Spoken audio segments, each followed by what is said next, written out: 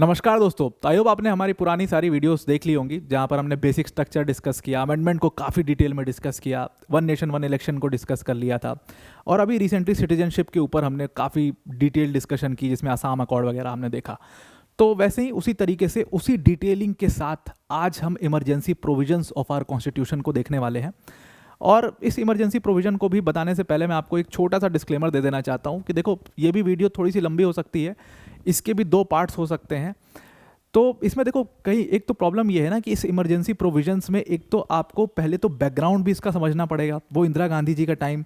और अगर आप इंदिरा गांधी का पूरा पॉलिटिकल हिस्ट्री देख लो ना, जो उनका वो पीरियड रहा था 71 से 75 का, अगर आप 71 से 75 तक का भी पीरियड देख लो, या उसको थोड़ा सा बढ़ा दो 77 तक का भी पीरियड देख लो, जिसमें इंदिरा गांधी पावर में आई और फिर पावर से चली गई, वो बस पीरियड देख लो ना, तो आपको पूरे इमरजेंसी प्रोविजंस बहुत बेहतर तरीके से समझ में आ जाएंगे। अब मैं ऐसा क्यों बोल रहा हूँ, आपको इस लेक्चर में आगे चल करके समझ में आएगा।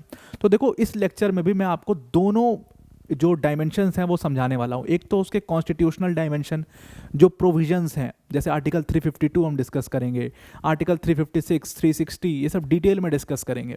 लेकिन उसके अलावा आपको मैं इसमें पॉलिटिक्स भी उस समय पर क्या चल रही थी, इंदिरा गांधी जी अपने पावर में रहने के लिए क्या कर रही थी, और उनको जाना भी जाता है इस चीज़ के लिए कि भाई उन्होंने पावर में रहने के लिए कितने अमेंडमेंट्स कर दिए, सुप्रीम कोर्ट से पंगा ले लिया, अपने पार्टी के कई बड़े नेताओं से पंगा ले लिया, उस टाइम के बड़े बड़े राजाओं राजा महाराजा लोगों से पंगा ले लिया, बैंकों से पंगा ले लिया, सबसे तो पंगे लिए थे उन्होंने।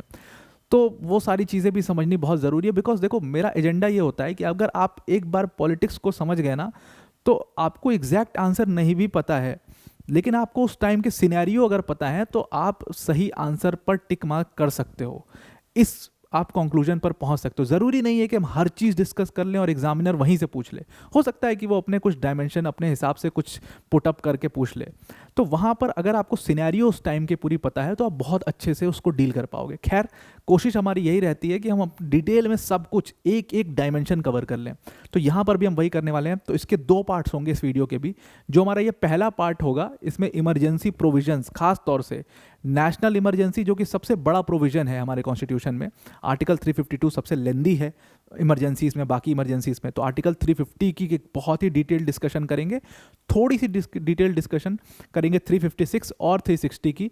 लेकिन उसके बाद हम इसमें पॉलिटिकल हिस्ट्री समझेंगे या इमरजेंसी का बैकग्राउंड समझेंगे। तो दो वीडियोस होंगी। दूसरी वीडियो में हम 356 और 360 को करेंगे और इमरजेंसी का बैकग्राउंड समझेंगे। ये हमारी पहली वीडियो है जहां पर हम आर्टिकल 352 को समझेंगे, और ये वीडियो सबसे इंपॉर्टेंट है एग्जाम पॉइंट ऑफ व्यू से भी। और अगर आपको आगे की सारी चीज़ें समझनी है तो उसके लिए भी आपको ये वीडियो ज़रूर से देखनी पड़ेगी, वरना कंटिन्यूटी नहीं बना पाओगे।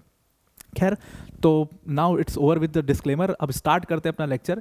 तो आज हम डिस्कस करने वाले हैं, जैसा कि मैंने आपको बताया, इमरजेंसी प्रोविजंस के बारे में। अब देखो, इमरजेंसी प्रोविजंस की जब हम बात करते हैं तो आपको एक चीज़ समझ में आ रही होगी इमरजेंसी प्रोविजन से, कि बेसिकली इस इमरजेंसी प्रोविजन को किसी भी दुनिया के कॉन्स्टिट्यूशन में रखा गया हो तो उसमें सिंपल इसी चीज़ के लिए रखा गया है कि एक थोड़ा सा कंट्रोल जो है ना, सेंटर का स्टेट के ऊपर रहे हमेशा। तो मतलब आप इसको इस चीज़ से देख करके चलो कि centre is always greater than state in case of emergency provisions. तो इस चीज़ को हमेशा आप ध्यान में रखना कि इसको कंट्रोलिंग के तरीके से लिया गया है। और उसके बाद अगर आप कंपैरेटिव एनालिसिस करोगे कॉन्स्टिट्यूशन की, different constitutions of the world की, और उसमें थोड़ा सा हिस्ट्री में जाओगे, तो आपको समझ में आएगा कि इमरजेंसी प्रोविजंस को लाया क्यों गया था। उसको समझते हैं, ओरिजिन समझते हैं, जो हमारी पूरी इमरजेंसी प्रोविजंस हैं उसका। तो उसको हमने पिक किया है वीमार कॉन्स्टिट्यूशन से। वीमार कॉन्स्टिट्यूशन मतलब जर्मनी का कॉन्स्टिट्यूशन। देखो, हुआ क्या था उस टाइम, हम 1919 में जा रहे हैं। 1919 के समय पर आपको पता है वर्ल्ड वॉर मतलब वन जो है वो ख़त्म ही हुआ है। ट्रीटी ऑफ वर्साई, जर्मनी की हार हुई है उसमें बुरी तरीके से। ट्रीटी ऑफ वर्साई साइन कराया गया है। और इसी दौरान 1919 का जो वक्त है, यहाँ पर मैं लिखता हूँ, आप इसको नोट करते जाना क्योंकि ये सब चीज़ें बहुत इंपॉर्टेंट हैं। तो 1919 के समय पर क्या हुआ था कि जर्मनी का कॉन्स्टिट्यूशन भी यहाँ पर लागू किया गया था। और जर्मनी के जो कॉन्स्टिट्यूशंस लागू किए थे उसी में इन लोगों ने इमरजेंसी प्रोविजंस डाल दिए थे। इमरजेंसी प्रोविजंस क्यों डाले थे? देखो, कहा जाता है कि जो ये 1919 से गवर्नमेंट बनी जर्मनी के अंदर, इसको थर्ड राइक कहा जाता है। थर्ड राइक यानी कि थर्ड रियाम या थर्ड अंपायर। तो कहा गया कि अगर कभी फ्यूचर में ज़रूरत पड़ी और कोई एरिया कंट्रोल के बाहर जा रहा है, तो एटलीस्ट प्रेसिडेंट के पास इतनी शक्ति हो कि वो उस एरिया को कंट्रोल कर सके। तो इसलिए इमरजेंसी प्रोविजंस डाला गया उसमें, और प्रेसिडेंट को, थर्ड राइक के प्रेसिडेंट को ये पावर थी कि कहीं भी मामला अगर आउट ऑफ कंट्रोल जाता है तो एटलीस्ट उसको कंट्रोल कर सकें। लेकिन अब इसमें पीछे जो था, पीछे कौन है, जैसे हमारे यहाँ पर प्रेसिडेंट है और उसके पीछे पार्लियामेंट काम करता है, मतलब पार्लियामेंट यानी कैबिनेट काम करता है, पूरा प्राइम मिनिस्टर और उसका कैबिनेट काम कर रहा है उसका। तो ठीक वही सिस्टम जर्मनी में भी था उस समय कि प्रेसिडेंट है लेकिन उसके पीछे राइक्सटैग है और राइक्सटैग की पावर बहुत बड़ी है। ये बात आपको समझनी होगी। तो इमरजेंसी प्रोविजंस जो है वो जर्मनी के कॉन्स्टिट्यूशन में इसलिए डाले गए थे। अब हुआ क्या कि 1933 में हिटलर पावर में आया, और हिटलर क्या मंसूबे लेकर के पावर में आया था ये तो सबको पता है। तो 1933 में हिटलर जब पावर में आया, वो चांसलर बना, और इसके ठीक एक साल पहले यानी कि 1932 में हिटलर ने प्रेसिडेंट के पोस्ट के लिए इलेक्शन लड़ा था, हार गया था वो चुनाव, वो सेकेंड नंबर पर आया था। लेकिन ठीक उसके एक साल बाद 1933 में वो चांसलर बन जाता है, और उस समय प्रेसिडेंट थे हिंडनबर्ग। तो हिंडनबर्ग ने हिटलर को चांसलर बनाया। और इसी साल में एक और बहुत बड़ी घटना हुई कि जैसे इंडिया का पार्लियामेंट है तो वैसे ही जर्मनी का राइक्सटैग होता है। तो राइक्सटैग में आग लग गई, और राइक्सटैग में जब आग लगी तो इसमें लोगों के अपने अपने ओपिनियंस है। कुछ लोग कहते हैं कि हिटलर ने ही 1933 में राइक्सटैग में आग लगा दिया। कुछ लोग ये कहते हैं कि लोग बहुत आक्रोशित थे, लोग बहुत गुस्सा थे हिटलर के चांसलर बनने से, तो इसलिए लोगों ने गुस्से में जाकर के राइक्सटैग को आग लगा दिया। लेकिन जो सबसे पॉपुलर ओपिनियन कहता है, इसमें सबसे पॉपुलर ओपिनियन यही कहता है कि हिटलर ने अल्टीमेट कंट्रोल लेना था, उसको तो सुप्रीम लीडर बनना था, अल्टीमेट कंट्रोल लेना था, तो उसने खुद ही राइक्सटैग में जाकर के आग लगवा दिया था जानबूझ करके। तो हिटलर ने जब राइक्सटैग में आग लगवाया तो एक इंटरनल डिस्टर्बेंस क्रिएट हो गया। अब इसको यहाँ से आप बहुत आराम से समझते जाओ, आगे चल करके एक एक चीज़ कनेक्ट हो जाएगी बहुत बेहतरीन तरीके से। उसके बाद आप कहोगे कि बहुत बेहतरीन तरीके से कनेक्ट हुआ। अब यहाँ से ध्यान से सुनते जाना एक एक चीज़। तो हिटलर को पता था कि ये तो मतलब राइक्सटैग में आग लग गई, तो उसने कहा कि एज अ चांसलर मुझे लगता है कि ये इंटरनल डिस्टर्बेंस का सिनेरियो है। और इसी इंटरनल डिस्टर्बेंस के बेसिस पर उसने सबसे पहली चीज़ क्या करी कि इसी इंटरनल डिस्टर्बेंस पे उसने अपने प्रेसिडेंट को कहा कि हमें लगता है कि अब आपको यहाँ पर इमरजेंसी लगा देनी चाहिए। और इमरजेंसी उसने इम्पोज करा दी 1933 में, यानी कि आर्टिकल 46 था उनके कॉन्स्टिट्यूशन का, उसको इम्पोज कराया। और इसको इम्पोज करा के सबसे पहली चीज़ क्या करी कि वीमार जो कॉन्स्टिट्यूशन है इसी को सस्पेंड करा दिया। अब आप समझो कि जिस कॉन्स्टिट्यूशन से वो पावर में आया है उसी कॉन्स्टिट्यूशन को सबसे पहले उसने सस्पेंड कराया। अब जनरली इमरजेंसी प्रोविजन से होता क्या है आप ये भी समझो। इमरजेंसी प्रोविजन से यही तो चीज़ होती है ना कि मोस्ट ऑफ द आर्टिकल्स जो आपको राइट्स देते हैं, जो कॉन्स्टिट्यूशन में है, जिसको कोई आपसे छीन नहीं सकता, इमरजेंसी लगते ये सारे आर्टिकल्स एक झटके में छीने जा सकते हैं आपसे। बाद में हालांकि अमेंडमेंट करके उसको ठीक किया गया है, अभी की इस टाइम के सिनेरियो में आपको बता रहा हूँ। ये जैसे ये कॉन्स्टिट्यूशन जो है इसको सस्पेंड करा जाएगा तो लोगों के जो राइट्स हैं वो उनसे तुरंत छीने जा सकते हैं। लोगों को ये बात उस समय नहीं समझ में आई थी, लोग तो बहुत खुश थे। लोगों को ऐसा लग रहा था कि भाई हमारी हार जो हुई थी फर्स्ट वर्ल्ड वॉर में, उसके बाद हमारे ऊपर जो ये कॉन्स्टिट्यूशन थोपा गया है, हिटलर आया और हिटलर हमारे लिए मतलब देवता आदमी है, ये तो हमारे ऊपर से इसने बोझ हटा दिया। लोगों को ऐसा लग रहा था। लेकिन एक आदमी के पागलपन की वजह से और उसके फितूर की वजह से पूरे दुनिया में कितने लोग मरे इसका कोई अंदाज़ा नहीं है। जापान का कितना नुकसान हुआ, यूएस सोल्जर्स कितने मारे गए, ब्रिटिश सोल्जर्स मारे गए, फ्रेंच सोल्जर्स मारे गए, सिविलियंस मारे गए, जर्मनी के कितने सिविलियंस मारे गए, कितने ज्यूज़ का होलोकास्ट कर दिया गया। सब तमाम चीज़ें एक आदमी के पागलपन की वजह से हुई और एक आदमी के पास अल्टीमेट कंट्रोल की वजह से हुई। और वो अल्टीमेट कंट्रोल एक्चुअल में उसको इसी इमरजेंसी प्रोविजन से मिला था। तो अब आप समझ रहे होंगे कि ये इमरजेंसी प्रोविजंस कितने खतरनाक हैं। अब इसी दौरान आप सोचो कि 1933 में हिटलर पावर में आया है और वो इमरजेंसी प्रोविजंस को इस तरीके से इस्तेमाल कर रहा है। और इसी दौरान हमारे देश में हमारा गवर्नमेंट ऑफ इंडिया एक्ट 1935 बन के तैयार हो रहा है। अब ये पीरियड 1933 और 35 बिल्कुल आप इसको जोड़ करके देखिए, क्योंकि ये लोग जो बनाते हैं ना ये एक्ट वैक्ट, तो ये बड़े शाणे लोग होते हैं। इनको बहुत अच्छे से, और ये ब्रिटिशर्स तो बहुत ही शाने थे, इनको बहुत अच्छे से पता था कि जर्मनी में किस तरीके से हिटलर जो है वो उसको यूज़ कर रहा है। तो इन्होंने वहाँ से इसका आइडिया पिक किया और हमारे गवर्नमेंट ऑफ इंडिया एक्ट में क्यों डाला। अब उस टाइम पर आप आओ हमारे देश में और देखो हमारे देश के हालात क्या थे। हमारे देश में जितने भी फ्रीडम फाइटर्स थे, जितने भी फ्रीडम स्ट्रगल के नेता थे, नेशनल स्ट्रगल के नेता थे, वो सारे क्या डिमांड कर रहे हैं इस टाइम पर हमारे देश में सब लोग डिमांड करें कि भाई हमें तो प्रोविंशियल ऑटोनॉमी चाहिए। अब ब्रिटिशर्स प्रोविंशियल ऑटोनॉमी पहले देना नहीं चाहते थे, लेकिन जब वो मजबूर हो गए कि प्रोविंशियल ऑटोनॉमी तो देनी ही पड़ेगी, तो उन्होंने कहा कि प्रोविंशियल ऑटोनॉमी दे देते हैं, लेकिन डायर सर्कमस्टेंसेस में इनको कंट्रोल करने के लिए हमें क्या चाहिए, डायर सर्कमस्टेंसेस में हमें इनको कंट्रोल करने के लिए हम एक काम करते हैं, जैसे हिटलर वहाँ पर इमरजेंसी प्रोविजंस यूज़ कर रहा है, हम भी ये इमरजेंसी प्रोविजंस डाल देते हैं इनके गवर्नमेंट ऑफ इंडिया एक्ट में। और उसके बाद उन्होंने वो इमरजेंसी प्रोविजंस हमारे गवर्नमेंट ऑफ इंडिया एक्ट में डाल दिए। उन्होंने सेक्शन 45 इंसर्ट किया और सेक्शन 46 इंसर्ट किया। ये दोनों सेक्शन सेक्शन 93, तो ये सेक्शन 45 जो है ये सेंटर से डील करता था, ये सेक्शन 93 जो है ये हमारे प्रोविंसेस से डील करता था, ताकि जो अल्टीमेट कंट्रोल हो वो अल्टीमेट कंट्रोल हमेशा गवर्नर जनरल का हो और कोई भी प्रोविंसेस इनके मतलब चंगुल से बाहर ना निकल पाए। इस वजह से इन्होंने यहाँ पर गवर्नमेंट ऑफ इंडिया एक्ट में इमरजेंसी प्रोविजंस को डाल दिया, सीधा सीधा वीमार कॉन्स्टिट्यूशन से उसको पिक करके। तो सिर्फ पिक करके नहीं, उन्होंने उसको एग्जीक्यूट होते हुए भी देखा था 1933 में, और वो समझ गए थे कि इसको किस तरीके से इस्तेमाल किया जा सकता है, इसीलिए ब्रिटिशर्स ने उसको यहाँ पर डाल दिया। अब सवाल आपके दिमाग में ये आ रहा होगा कि यार फिर हम जब आज़ाद हुए, हमारा कॉन्स्टिट्यूशन बना, तो फिर हमने इसको एज इट इज़ क्यों पिक कर लिया, हमें इसमें चेंज कर देना चाहिए था, क्योंकि ये तो ब्रिटिशर्स ने हमें कंट्रोल करने के लिए डाला था, तो हमें क्या सोच चढ़ी थी कि हमने इसको एज इट इज़ पिक कर लिया। तो देखो कॉन्स्टिट्यूएंट असेंबली में भी सेम डिबेट हुई थी जो आपके दिमाग में डिबेट अभी आ रही है। उसमें दो फाड़ थे, दो ग्रुप्स थे नेताओं के।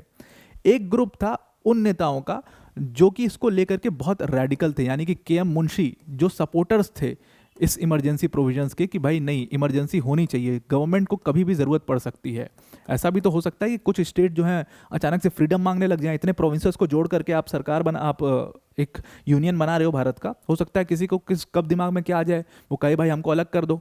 तो KM मुंशी उस टाइप के लीडर थे। और इसके साथ साथ एक थे अय्यर, अय्यर नाम के जो हमारे कॉन्स्टिट्यूएंट असेंबली के मेंबर थे। इन दोनों का कहना यह था कि भाई आप एक काम करिए, आप इमरजेंसी प्रोविजंस को एज इट इज़ कॉपी कर दीजिए। और दूसरा फाड़ जो नेताओं का था वो हमारे थे सबसे बड़े जो आपको उदारवादी नेता मिलते हैं, KT शाह, और उनके साथ KT शाह के साथ इसमें HV कामत भी मौजूद थे। और KT शाह और HV कामत यही कह रहे थे कि जैसे हिटलर ने इसको यूज़ किया, वैसे ही भारत में भी इसको यूज़ किया जा सकता है। कोई भी, किसी का भी दिमाग फिर जाए, कब कौन यूज़ करने लग जाए, तो इसलिए इसको एज इट इज़ नहीं डाला जाए, इसमें कुछ रिकमेंडेड चेंजेस करने चाहिए, बल्कि इसमें बहुत सारे चेंजेस करने चाहिए, तब जा करके इसको कॉन्स्टिट्यूशन में डालना चाहिए। हालांकि बहुत ज़्यादा चेंजेस किए नहीं और एज इट इज़ इसको कॉन्स्टिट्यूशन में रखा गया। उसके पीछे का आप कारण समझो। अब देखो उस समय कांग्रेस की ऑलमोस्ट कांग्रेस, मतलब constituent assembly is Congress, almost Congress, कुछ ही चुनिंदा मेंबर्स ऐसे थे जो कांग्रेस से नहीं थे और कॉन्स्टिट्यूएंट असेंबली के हिस्सा थे। उसके बाद गवर्नमेंट बनी 1951 में, total Congress government. Prime minister Pandit Jawaharlal Nehru, और Pandit Jawaharlal Nehru was the ultimate leader of the Congress at that time. तो उन्होंने भी इस चीज़ को नज़रअंदाज किया कि भाई कोई अपनी पावर क्यों कट करना चाहेगा। आप सिंपल सी बात सोचो कि मतलब सेंटर में है, वो पूरी पावर उनके हाथ में है, इमरजेंसी प्रोविजंस उनको मिल रहे हैं कि कभी ज़रूरत आन पड़ी तो इसको यूज़ कर लेंगे, तो वो क्यों अपनी पावर को कटेल करेंगे। जाहिर सी बात है, कोई भी व्यक्ति अपनी पावर को कटेल नहीं करना चाहेगा। और उन्होंने ये सोचा भी था कि कभी ज़रूरत आन पड़ी तो भाई कर लेंगे यूज़। जैसे मैंने आपको जब अमेंडमेंट पढ़ाया था तो उसमें मैंने आपको बताया था कि अमेंडमेंट जो आर्टिकल 13 में लॉ की डेफिनेशन है, उसमें सिर्फ एक्ट लिख के छोड़ दिया गया, अमेंडमेंट एक्ट नहीं लिखा गया।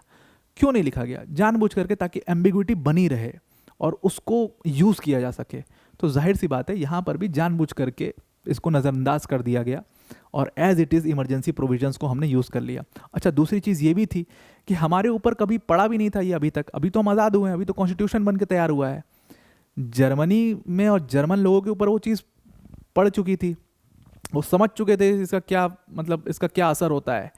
यूएस ने, अगर आप देखो तो यूएस में जो इमरजेंसी प्रोविजन है वहाँ पर अल्टीमेट पावर कोर्ट के पास है, वहाँ पर भी समझ गया था। तो ऐसा नहीं है कि उस टाइम पर हमारे कॉन्स्टिट्यूशन मेकर्स कंपैरेटिव एनालिसिस नहीं करते होंगे, बाकी कॉन्स्टिट्यूशंस की करते होंगे, बिल्कुल करते होंगे, लेकिन इसको जानबूझ करके थोड़ा सा नज़रअंदाज किया गया। बिकॉज जाहिर सी बात थी कि हम बहुत सारे प्रोविंसेस को मिला करके, बहुत सारे प्रिंसली स्टेट्स को एक करके, और तब हम एक यूनियन बना रहे हैं। तो ये इसकी संभावना, और देश में क्या हालात थे पार्टीशन के बाद आपको पता ही है। बहुत सारे राज्य जो है वो पाकिस्तान के साथ मिलने की कोशिश भी कर रहे थे, बहुत सारे लोगों की बात भी चल रही थी पाकिस्तान के साथ मिलने के लिए। तो हालात भी ऐसे थे कि कभी भी कहीं पर भी कोई भी खड़ा हो सकता था जो अपनी आज़ादी मांगने लग जाए। तो उसको कंट्रोल करने के लिए हमें ऐसे प्रोविजंस की ज़रूरत थी भी। तो इसलिए इसको जानबूझ करके नज़रअंदाज किया गया।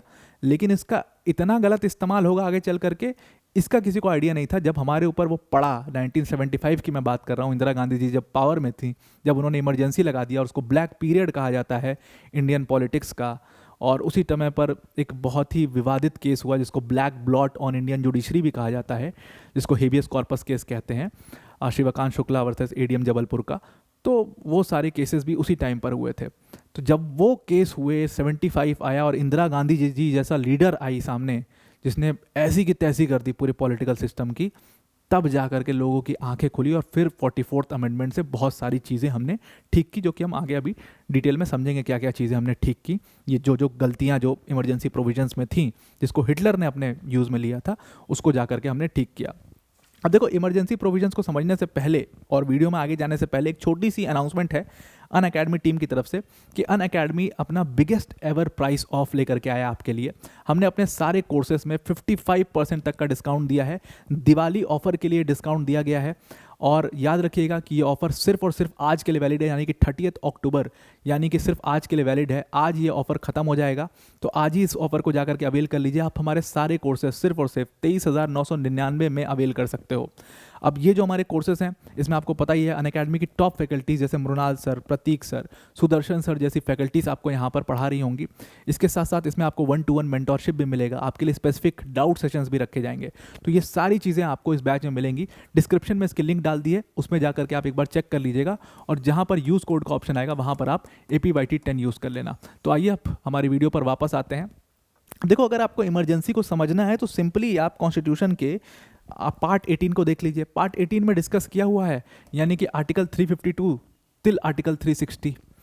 लेकिन यहाँ पर सिर्फ और सिर्फ इमरजेंसी प्रोविजंस के बारे में दिया हुआ है। मैं कहता हूँ कि अगर आपको इमरजेंसी को बहुत डिटेल में समझना है तो कुछ आर्टिकल्स को और देख लो। देखने में क्या दिक्कत जा रही है, जैसे आप इस इमरजेंसी प्रोविजंस के साथ this should be red with article, मैं यहाँ पर 250 लिख रहा हूँ, यहाँ पर मैं आर्टिकल 245 भी लिख रहा हूँ। अभी मैं आपको आगे ये सारे आर्टिकल्स डिस्कस करके बताऊंगा, जो भी हमारे 2 पार्ट्स होने वाले लेक्चर के, एक एक चीज़ बहुत डिटेल में डिस्कस करेंगे। तो आर्टिकल 250 और 245 हो गया। उसके बाद आप जाओगे article 239 capital A capital B में, वहाँ पर आपको इमरजेंसी प्रोविजंस का एक हिस्सा मिल जाएगा। फिर आप आर्टिकल 365 में चले जाइए, वहाँ पर बताया है कि स्टेट मशीनरी जब फेल हो जाती है तो क्या होता है, तो यहाँ आर्टिकल 365 को यहाँ पर इंक्लूड कर लीजिए। उसके अलावा एक शब्द है जो कि बार बार आपके सामने आएगा, आगे भी लेक्चर में आएगा, जिसका नाम है प्रोक्लेमेशन ऑफ इमरजेंसी। अब प्रोक्लेमेशन का मतलब क्या होता है? बेसिकली डिक्लेरेशन के लिए एक शब्द यूज हुआ है प्रोक्लेमेशन। डिक्लेरेशन का और ऑफिशियल वर्जन प्रोक्लेमेशन होता है। तो प्रोक्लेमेशन ऑफ इमरजेंसी की जो डेफिनेशन दी हुई है वो हमारी दी हुई है आर्टिकल 366 सब क्लॉज 18 में। तो जब ये सारे आर्टिकल्स को आप एक साथ मिला करके पढ़ोगे तो आपको बहुत डिटेल्ड नॉलेज हो जाएगी इमरजेंसी प्रोविजंस की, और कहीं से भी क्वेश्चन आ जाए, मतलब I am telling you this, लिख के ले लो ये बात कि कहीं से भी क्वेश्चन आ जाए, you will be the first person to solve that question. और कहीं भी डिबेट में भी अगर बैठ जाओ तो you will be first person to answer everything about emergency provisions. And I promise you this that you will fall in love with the subject. मैंने आपको पिछले वीडियोस में भी ये प्रॉमिस किया था, अभी फिर से कर रहा हूँ। अब आते हैं इमरजेंसी के ऊपर कि कितने टाइप की, ये चीज़ तो आपको पता ही है कितने टाइप की इमरजेंसी होती है। सिंपल है। एक तो नेशनल इमरजेंसी होती है। नेशनल इमरजेंसी हमारा आर्टिकल 352 में दिया हुआ है। उसके अलावा प्रेसिडेंट रूल यानी कि स्टेट इमरजेंसी जिसको रफली कह देते हैं, वो हमारा आर्टिकल 356 में दिया हुआ है, और फाइनेंशियल इमरजेंसी जो हमारी आर्टिकल 360 में दी हुई है। तो ये 3 तरीके की इमरजेंसी होती हैं जिसको हम जानते हैं। तो आज जो हमारी डिस्कशन हम करने वाले हैं वो हम नेशनल इमरजेंसी यानी कि आर्टिकल 352 के ऊपर करने वाले हैं, और काफ़ी डिटेल्ड तरीके से इसको समझेंगे कि क्या कहता है ये आर्टिकल, किन केसेस में इमरजेंसी लगाई जा सकती है, कैसे रिवोक होती है, क्या उसका प्रोसीजर होता है, सब कुछ। और वो सब कुछ आर्टिकल 352 में ही दिया हुआ है। इसके टोटल 9 सब क्लॉसेस हैं, और यही अगर आपने ये आर्टिकल 352 समझ लिया तो आप ये समझ लो कि आप पूरा इमरजेंसी प्रोविजन समझ लोगे। टोटल 9 सब क्लॉज हैं, और सबसे लेंदी आर्टिकल है ये इमरजेंसी प्रोविजंस का, सारे इमरजेंसी प्रोविजंस का सबसे लेंदी आर्टिकल 352। ये अगर आपने समझ लिया तो आगे की क्लासेस आपके लिए एकदम मक्खन हो जाएंगी, हलवा हो जाएंगी, सब समझ में आएगा, बिल्कुल कोई टेंशन ही नहीं है। तो आइए स्टार्ट करते हैं आर्टिकल 352 से। देखो, सबसे पहले आर्टिकल 352 का सब क्लॉज 1 क्या कहता है? वो सिंपल ये बात कहता है कि इमरजेंसी कौन लगा सकता है। तो कहता है इमरजेंसी के लिए क्या होगा कि कैबिनेट जो है वो अपनी एडवाइस देगी और प्रेसिडेंट जो है अगर कैबिनेट की एडवाइस से सेटिस्फाइड होगा, जानबूझ करके यहाँ पर वर्ड सेटिस्फाइड लिखा है। सेटिस्फाइड लिखने का मतलब ये है कि हर जगह आपने देखा होगा कि काउंसिल ऑफ मिनिस्टर्स जो एडवाइस दे रहे हैं प्रेसिडेंट को, president is bound to do that. President का अपना कोई डिस्क्रिप्शन है नहीं, ज़्यादा से ज़्यादा क्या कर सकता है, रिकंसिडरेशन के लिए भेज सकता है। लेकिन यहाँ पर प्रेसिडेंट का सेटिस्फैक्शन बहुत ज़रूरी है। अगर प्रेसिडेंट सेटिस्फाइड नहीं हुआ तो वो नहीं करेगा प्रोक्लेम इमरजेंसी, फिर दोबारा कैबिनेट को एडवाइस करना पड़ेगा, और फिर भी अगर वो सेटिस्फाइड नहीं हुआ तो फिर नहीं करेगा प्रोक्लेम इमरजेंसी। तो इसलिए word satisfied is used in the constitution, और इसीलिए I have written satisfied word. तो यहाँ पर प्रेसिडेंट का सेटिस्फैक्शन बहुत ज़रूरी है, और इसीलिए आप देखते हो कि कोई भी गवर्नमेंट बने, सेंटर में प्राइम मिनिस्टर बने, उसके पास बहुमत आ भी गया पार्लियामेंट में, लेकिन वो कोशिश यही करता है कि प्रेसिडेंट हमारे मतलब का हो। इंदिरा गांधी जी के लिए बहुत बड़ी समस्या फंस गई थी जब वो नेक्स्ट टर्म आई थी 1979 में, प्रेसिडेंट बनी, प्राइम मिनिस्टर बनी थी। तो उस समय नीलम संजीवा रेड्डी प्रेसिडेंट थे, और नीलम संजीवा रेड्डी और इंदिरा गांधी की मतलब आपस में एकदम अनबन थी, भयंकर क्लैश, क्योंकि उनके वजह से ही नीलम संजीवा रेड्डी बेचारे पहली प्रेसिडेंट नहीं बन पाए थे, वीवी गिरी बन गए थे। तो इस वजह से हमेशा प्राइम मिनिस्टर जो भी पावर में है और पार्लियामेंट में पूरा उसके पास भयंकर बहुमत है, वो तब भी ये कोशिश करता है कि प्रेसिडेंट किसी तरीके से अपना बन जाए, इसी सब कारण की वजह से। और भी बहुत सारे कारण हैं जो हम जैसे जैसे पॉलिटी आगे पढ़ते जाएंगे सारे कारणों को समझते जाएंगे। एक उसमें कारण तो इमरजेंसी है। तो 352 सब क्लॉज 1 में यही लिखा है कि अगर प्रेसिडेंट सेटिस्फाइड है कि कैबिनेट की एडवाइस से, तो वो सेटिस्फाइड है, ही विल प्रोक्लेम इमरजेंसी। 3 कारण मतलब 3 रीज़न हो सकते हैं इमरजेंसी लगाने के। वो 3 रीज़न जो है हमारे, वो हैं वॉर, एक्सटर्नल अग्रेशन और आर्म्ड रिवेलियन। अब इमरजेंसी जो है ना, वो नेशनल इमरजेंसी का मतलब है कि पूरे इंडिया में इमरजेंसी लगा सकते हो, या आप किसी एक हिस्से में भी लगा सकते हो। तो अगर प्रेसिडेंट यानी कि कैबिनेट को ऐसा लगता है कि इंडिया या इंडिया के किसी पार्ट में इन तीनों में से कोई एक चीज़ है, अब ये दोनों तो पूरे इंडिया में ही हो जाएंगी, वॉर और एक्सटर्नल अग्रेशन, लेकिन आर्म्ड रेबेलियन जो है, आर्म्ड रेबेलियन मतलब कि एक रिबेलियन खड़ा हो रहा है सरकार के खिलाफ, जो कि हथियारों के दम पर, मतलब कि हथियार का उसमें इस्तेमाल किया जा रहा है और सरकार के खिलाफ खड़ा हो रहा है, तो उस केस में गवर्नमेंट क्या कर सकती है, आर्म्ड रिबेलियन के बेसिस पर इमरजेंसी लगवा सकती है। तो ये तीनों चीज़ें जो हैं वो इंडिया या इंडिया के किसी पार्ट में भी अगर ऐसी होती हैं तो इमरजेंसी लग सकती है। यही बात आर्टिकल 352 सब क्लॉज 1 कहता है। अब यहाँ पर एक चीज़ और समझना कि ये जो आर्म्ड रेबेलियन शब्द है, अब मैं आपको ना साथ साथ में जितने अमेंडमेंट से जो जो हमने सुधार किए हैं वो साथ साथ में बताते चलूँगा, तो आपके लिए कोई डिफिकल्टी नहीं होगी। तो ये आर्म्ड रेबेलियन जो शब्द है ना, ये एक्चुअल में 44th अमेंडमेंट से आया। इसके पहले जो यहाँ पर शब्द था, मैं यहाँ पर एरो लेकर के इसको लिख रहा हूँ, इसके पहले जो शब्द था वो था इंटरनल डिस्टर्बेंस। अब जब मैं आपको हिटलर के बारे में बता रहा था तो मैंने आपको बोला था ना कि इंटरनल डिस्टर्बेंस के बेसिस पर उसने अपने यहाँ पर इमरजेंसी लगा दी थी। तो यही इंटरनल डिस्टर्बेंस शब्द हमारे में भी एज इट इज़ इमरजेंसी में मौजूद था। यहाँ पर तीसरा रीजन जो था वो था इंटरनल डिस्टर्बेंस। तो इंदिरा गांधी जी ने क्या किया था कि 1975 में इसी इंटरनल डिस्टर्बेंस का ग्राउंड ले करके, ऑलरेडी वहाँ पर इमरजेंसी लगी हुई थी, इसी 1975 में इंटरनल डिस्टर्बेंस का ग्राउंड ले करके उन्होंने इमरजेंसी लगा दी थी। और देश भर के जितने नेता थे, मतलब जितने एवरी अपोजिशन लीडर, चाहे जॉर्ज फर्नांडिस हो गए, मोरारजी देसाई हो गए, जितने लीडर थे सबको उठा करके जेल में भर दिया था। और मतलब उस टाइम पर मीसा एक्ट, कोयफा, मतलब क्या नहीं था, सब लगा दिया था जिसके तहत उन लोगों को अंदर रखा जा सके लंबे समय तक, 6-6 महीने 7-7 महीने तक लोग जेल में रहे थे उस समय पर। सारे राइट्स लोगों के छीन लिए गए। कई सारी ड्राइव्स चलाई गई, जैसे फैमिली प्लानिंग के नाम पर स्टरलाइजेशन शुरू कर दिया गया। आपने सुना होगा ना, स्टरलाइजेशन, नसबंदी शुरू की गई, ज़बरदस्ती लोगों को पकड़ करके स्टरलाइजेशन कर दिया गया था फैमिली प्लानिंग के नाम पर। ये सब ज़बरदस्ती, ये सब ड्राइव्स चलाई जा रही थी उस समय पर, ये स्थिति हो गई थी। तो ये इंटरनल डिस्टर्बेंस की वजह से हुआ। फिर हमारे कॉन्स्टिट्यूशन मेकर, मतलब फिर लोगों को लगा कि जो हमारे पार्लियामेंट में लोग बैठे हैं उनको लगा कि भाई ये तो बहुत गलत है, कभी भी कोई और ऑटोक्रेटिक लीडर आ गया अगर देश में तो फिर इसको इस्तेमाल करेगा, फिर नेशनल इमरजेंसी लगा देगा। तो फिर उन लोगों ने क्या किया कि 44th अमेंडमेंट से इस चीज़ को सुधार कर दिया, और 44th अमेंडमेंट से उन्होंने इस इंटरनल डिस्टर्बेंस को वर्ड चेंज करके आर्म्ड रिबेलियन शब्द वहाँ पर डाल दिया। तो अब अगर इमरजेंसी किसी को लगानी है तो इंटरनल डिस्टर्बेंसेस के बेसिस पर नहीं लगा सकता, वो आर्म्ड रेबेलियन के बेसिस पर लगा सकता है, और आर्म्ड रेबेलियन प्रूव करना बहुत मुश्किल। तो इसीलिए आज कहते हैं ना कि आज की डेट में नेशनल इमरजेंसी लगाना लगभग असंभव है जब तक कोई वॉर या एक्सटर्नल अग्रेशन नहीं हो जाता है। एक्सटर्नल अग्रेशन क्या होता है? अब सपोज मान लो दो कंट्री हैं, इंडिया और पाकिस्तान। जैसे इंडिया और चाइना का आपने 1962 का वॉर देखा होगा, तो वो वॉर जो है वो एक्सटर्नल एग्रेशन के बेसिस पर लगाया गया था। कैसे लगाया गया था कि चाइना ने हमारे साथ धोखा कर दिया और अचानक से हमला कर दिया, तो वो एक्सटर्नल एग्रेशन माना गया। वॉर क्या है? वॉर मतलब हुआ कि जैसे इंडिया और चाइना के बीच में वॉर हुआ 1965 में, तो दैट इज़ वॉर, जहाँ पर हमने वॉर डिक्लेयर किया। और पाकिस्तान ने भी वॉर डिक्लेयर किया 65 में, और इंडिया ने भी वॉर डिक्लेयर किया, तो वो वॉर डिक्लेयर किया है।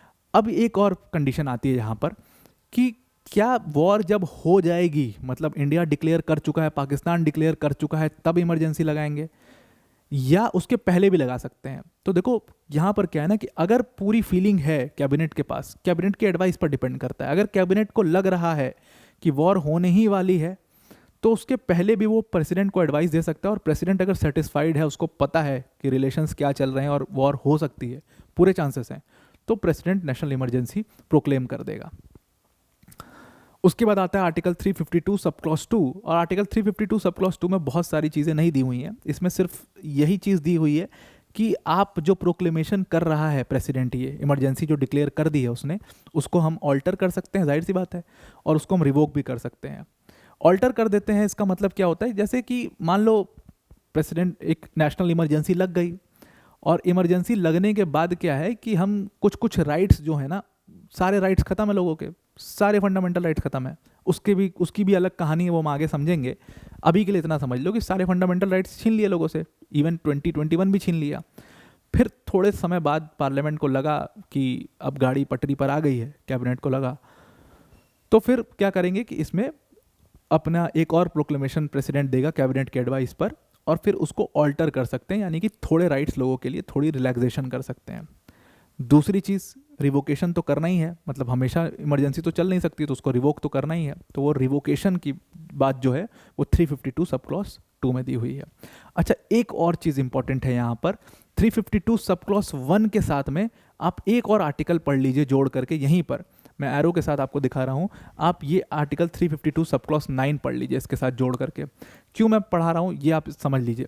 अब मान लो, एक कंडीशन मैं आपको बताता हूँ कि मान लीजिए एक इमरजेंसी ऑलरेडी लगी हुई है, और देश में दूसरी इमरजेंसी लगा सकते हैं कि नहीं, वो बात दिया हुआ आर्टिकल 352 सब क्लॉज 9 में। 352 सब क्लॉज 9 क्या कहता है कि प्रेसिडेंट के पास ये पावर है कि अगर एक इमरजेंसी ऑलरेडी देश में लगी हुई है, मान लो वॉर के बेसिस पर हमने एक इमरजेंसी ऑलरेडी लगाई हुई है, और प्रेसिडेंट के पास ये एडवाइस आई है कैबिनेट की, and president is also satisfied कि दूसरा रीजन भी यहाँ पर खड़ा हो गया आर्म्ड रेबेलियन का, तो वो एक साथ दो इमरजेंसी भी लगा सकता है। मतलब वॉर वाली इमरजेंसी तो लगी ही हुई है, वो आर्म्ड रिबेलियन की भी इमरजेंसी डिक्लेयर कर सकता है। इसीलिए मैंने यहाँ पर लिखा है कि प्रेसिडेंट को अगर फील होता है कि मोर देन वन रीजंस है इमरजेंसी के, तो एक साथ दो इमरजेंसीज भी लग सकती हैं। और ये हमारे कॉन्स्टिट्यूशन में ऐड हुआ था 38 अमेंडमेंट से। अब क्यों ऐड हुआ था, उसके पीछे की कहानी भी सुन लीजिए। हुआ क्या था कि इंदिरा गांधी जी प्राइम मिनिस्टर थी, इंदिरा गांधी जी, तो 1971 में हुआ क्या था कि इंडिया और पाकिस्तान के बीच में वॉर हुआ। तो 1971 में क्योंकि इंडिया पाकिस्तान के बीच में वॉर हुआ, तो वॉर के बेसिस पर एक इमरजेंसी डिक्लेयर कर दी गई थी, और 71 में ही वो इलेक्शन जीत करके आई थी, ध्यान रखिएगा। और इमरजेंसी जब डिक्लेयर की गई है तो 13 दिन में तो निपटा दिया था पाकिस्तान को, तो फिर तो रिवोक हो जानी चाहिए सही तरीके से। लेकिन इंदिरा गांधी को मज़ा आने लग गया था।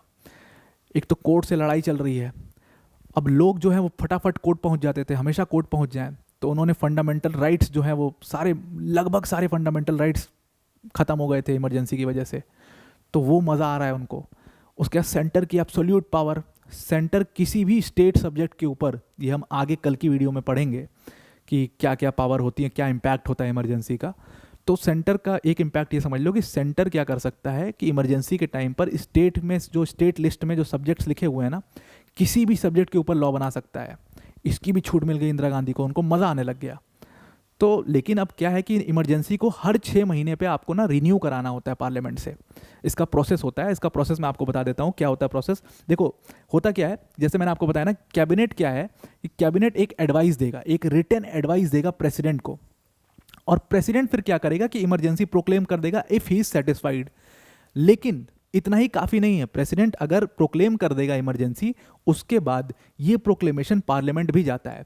प्रेसिडेंट ने प्रोक्लेम कर दिया तो लग गई इमरजेंसी, 1 महीने तक तो रहेगी ही, लेकिन ये पार्लियामेंट जाएगी और पार्लियामेंट अप्रूव करेगा कि इमरजेंसी लगनी चाहिए कि नहीं लगनी चाहिए। तो पार्लियामेंट का अप्रूवल यहाँ पर बहुत ज़्यादा इंपॉर्टेंट है।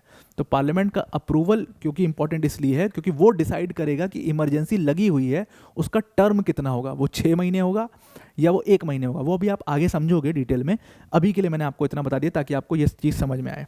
तो अब यहाँ पर जो मैं आपको बता रहा था कि उस समय क्या हुआ 1971 में, अब पार्लियामेंट में फिर से जाना है, हर 6 महीने पर रिन्यू कराना है उनको।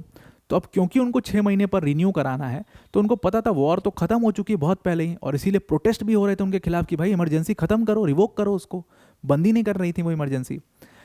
और उसी टाइम पर आपको पता है कि गुजरात में एक यूनिवर्सिटी से प्रोटेस्ट खड़ा हुआ। मोरारजी देसाई ने उस प्रोटेस्ट को अपने पक्ष में बना लिया और इंदिरा गांधी के खिलाफ प्रोटेस्ट करने लग गए थे। जितने स्टूडेंट लीडर थे देश भर में उनके खिलाफ मामला बन गया था सारा।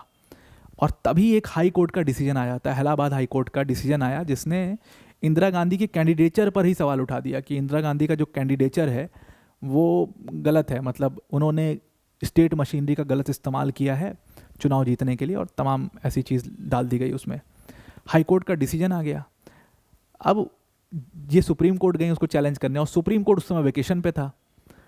अब इंदिरा गांधी जी क्या करती, सुप्रीम कोर्ट वेकेशन पे था, इनको कंडीशनल वो दे रही थी और सारे अपोजिशन वाले इनका मांग रहे थे रेजिग्नेशन, आप रिज़ाइन करिए भाई।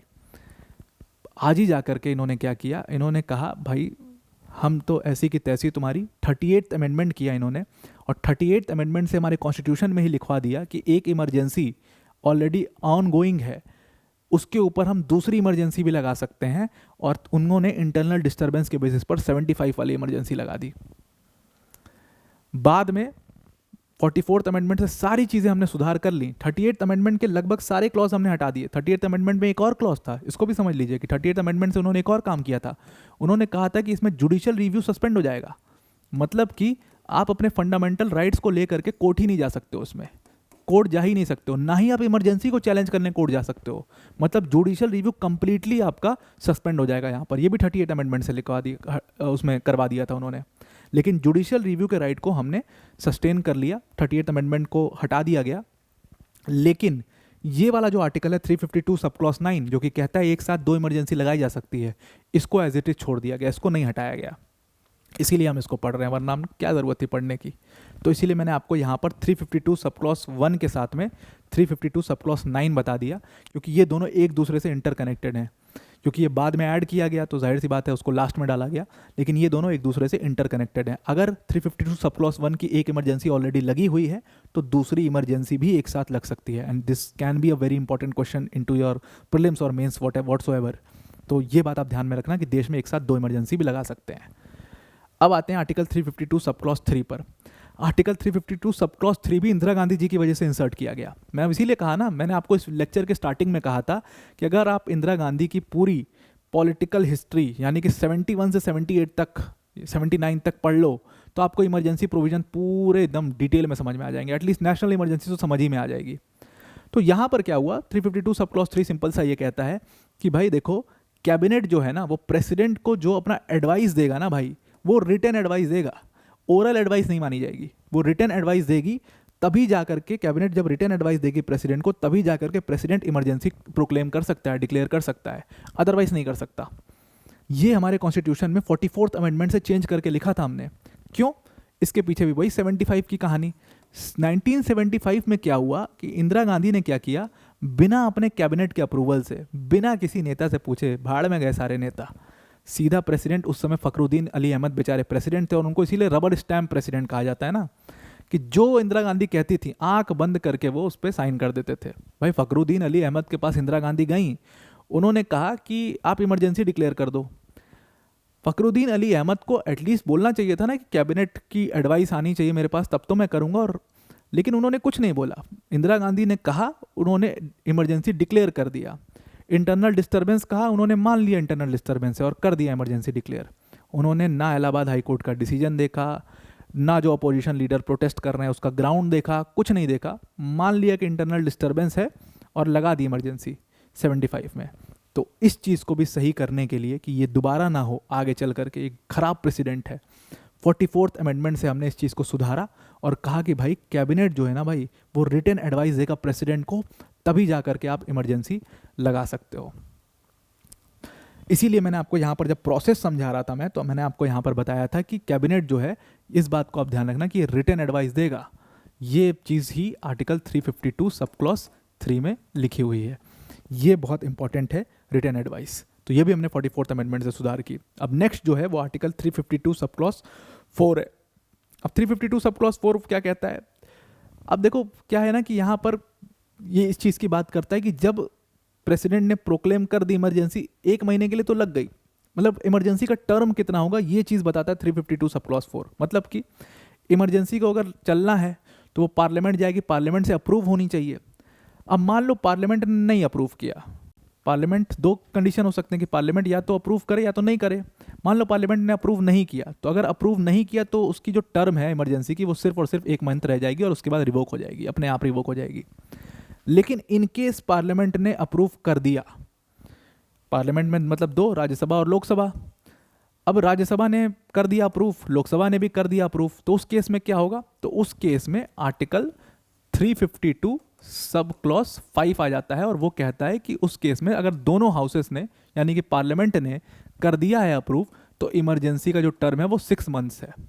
और अगर आपको इस इमरजेंसी को एक्सटेंड करना है तो फिर से यही प्रोसेस पूरा दोहराना पड़ेगा कि फिर आप पार्लियामेंट आइए, फिर पार्लियामेंट अप्रूव करेगी, तब जाकर के वो एक्सटेंड होगा। अब इसी में और सिनेरियोज भी दिए हुए हैं कि मान लो राज्यसभा ने कर लिया एक्सेप्ट कि ठीक है भाई कर लो, लगा लो इमरजेंसी, लेकिन लोकसभा उस समय डिसॉल्व्ड है, पहले से ही डिसॉल्व्ड है, तो उस केस में क्या होगा? तो उस केस में जब तक लोकसभा दोबारा फॉर्म होगी उसके 1 महीने तक का टाइम होगा। अगर लोकसभा इस पीरियड में भी डिसॉल्व हो जाती है, 1 मंथ का जो पूरा पीरियड है ना, जिसको हनीमून पीरियड ऑफ इमरजेंसी कहते हैं, जो प्रेसिडेंट की का पीरियड माना जाता है, इस पीरियड में भी लोकसभा डिसॉल्व हो जाती है, तो उस केस में भी वही होगा कि लोकसभा जब दोबारा सेशन में आएगी उसके 1 महीने तक का टाइम उनको मिलेगा। ये बात आर्टिकल 352 सब क्लॉज 4 में लिखी हुई है। तो ये पूरा आर्टिकल 352 था। इसके अलावा 2 आर्टिकल्स, 2 सब क्लॉसेस और इंपॉर्टेंटली आपको समझने हैं। एक 352 सब क्लॉज 6 कि यानी कि मैंने कहा था ना कि पार्लियामेंट अप्रूव करेगा, तो पार्लियामेंट कैसे अप्रूव करेगा? तो जब मैं आपको पढ़ा रहा था डिफरेंट टाइप्स ऑफ मेजॉरिटी, तो उसमें मैंने आपको स्पेशल मेजॉरिटी बताया था। तो पार्लियामेंट यहाँ पर स्पेशल मेजॉरिटी से अप्रूव करेगा, लेकिन ये स्पेशल मेजॉरिटी कैसी होनी चाहिए? एक तो 50% ऑफ टोटल मेंबरशिप और उसके साथ साथ plus 2/3 of present and voting, ये दोनों चीज़ होनी चाहिए, तब जाकर के पार्लियामेंट का अप्रूवल माना जाएगा। इस तरीके की स्पेशल मेजॉरिटी आपको इसमें चाहिए। अब ये आर्टिकल 352 सब क्लॉज 7 क्या कहता है? आर्टिकल 352 सब क्लॉज 7 सिर्फ इतनी सी बात कहता है कि जब रिवोक करना हो, अब देखो 3 तरीके के प्रोक्लेमेशन प्रेसिडेंट इशू कर सकता है। एक तो इमरजेंसी लगाने का प्रोक्लेमेशन कि भाई मेरे पास कैबिनेट की एडवाइस आई है और मैं इमरजेंसी लगा रहा हूँ। एक तो ऑल्टर करने का, जो कि मैंने आपको 352 सब क्लॉज 2 में बताया था कि ऑल्टर करने का प्रोक्लेमेशन कर सकता है। और तीसरा प्रोक्लेमेशन होता है रिवोकेशन का, कि वो रिवोक कर सकता है, रिवोक का प्रोक्लेमेशन कर सकता है। तो इस आर्टिकल में, आर्टिकल 352 सब क्लॉज 7 में इतनी ही सी बात लिखी हुई है कि जो प्रेसिडेंट रिवोक का जो ये करेगा, मतलब कि आपका प्रोक्लेमेशन जो इशू करेगा, ये प्रोक्लेमेशन जब पार्लियामेंट जाएगा ना, तो उसमें राज्यसभा की कोई भूमिका नहीं है। ये कह रहा है कि भाई डायरेक्ट लोकसभा को अगर फील हो जाता है कि हाँ भाई रिवोक कर देना चाहिए, तो लोकसभा डायरेक्ट रिवोक कर सकता है, इसमें राज्यसभा का कोई रोल नहीं होगा। ये बात आर्टिकल 352 सब क्लॉज 7 कह रहा है। तो यहां तक हमने इमरजेंसी के पूरे 352 को एकदम डाइसेक्ट करके एक एक क्लॉज को बहुत डिटेल में समझ लिया है। अब हमें कल की क्लास में, आज की क्लास यहीं पर एंड करते हैं। आई नो ये थोड़ा सा हैवी लोडेड क्लास हो गई है, काफ़ी प्रोविजंस आर्टिकल्स हमने डिस्कस कर लिए, बट ये इजी है, सिंपल है। मैंने आपको सारी कंडीशन समझा दी हैं, बहुत सिंपल है। अगर आपको कहीं भी डिफिकल्टी लग रही होगी तो थोड़ा सा इस वीडियो को स्लो करके देख लेना, तो आपको अच्छे से समझ में आ जाएगा, और नोट कर लेना तो आपको रिवीजन भी हो जाएगा। अब नेक्स्ट जो हमारी क्लास होगी, कल की क्लास में हम डिटेल में डिस्कस करेंगे पूरी इस इमरजेंसी के बैकग्राउंड को और उसकी पूरी हिस्ट्री को। वहाँ पर हम 44th अमेंडमेंट को डिस्कस करेंगे, 42nd अमेंडमेंट को डिस्कस करेंगे, 38th अमेंडमेंट को डिस्कस करेंगे। ये तीनों अमेंडमेंट डिस्कस करने बहुत ज़रूरी हैं। और उसके साथ हम थोड़ा सा प्रेसिडेंट रूल छोटा ही सा है 356 और 360, ये दोनों छोटे छोटे आर्टिकल हैं, उनको भी साथ में देख लेंगे। तो आई होप आपको ये पूरा आर्टिकल्स, आज का पूरा वीडियो समझ में आ गया होगा। आज के लिए इतना ही। Thank you and have a nice day.